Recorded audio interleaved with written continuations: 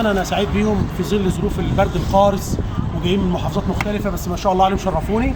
النهارده هيوروني ازاي نفك البي سي دي. البي سي دي ده قلنا في حزام فوق وحزام تحت، صح؟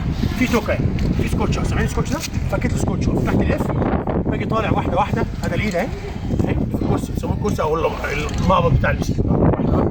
وجاي هنا مش لازم افك الكليبس اهي، اطلع دي وبعدين اطلع ده، واجي جاي طبعا نفخه ببقي، تمام؟ ومفرغ الميه اللي جواه. بصوا نفس الزر اللي انت بتفضي بيه اهو اهو، بقى فيه هواء. واجي مخلي ده اوطى نقطه واضغط. بصوا بقى لو في ميه هتيجي ايه اللي هيحصل لها؟ هتيجي نازله اهو.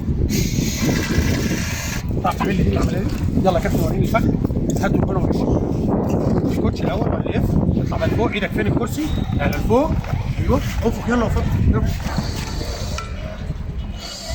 ايوه كفايه دول، فضي يلا الميه.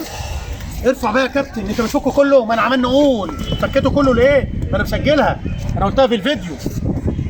يستحب عشان المتعلمين دي بقولها لاخواتي برضو الساده المدربين، دي اعلمها لهم 1 3 2 4. لكن في الاول ما اعدلوش الدنيا، لا اقول له فك الحاجه على رباطها عشان تيجي تلاقيها مظبوطه، وبعد كده اعلمها له. تمام يا باشا؟ امسك بقى كده انفخه وفضي لي الميه اللي فيه. بص على المتعلم ده بيفضي.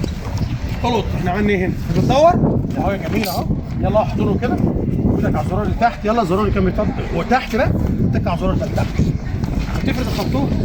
هنا العمليه اللي دايما بقول مش دي قبل دي الاول. كابتن مد ايدك كده واحضن التكه. يلا ما جابش. تمام يا باشا؟ حلهولي كده بسرعه وتعالى. حلهولي وتعالى.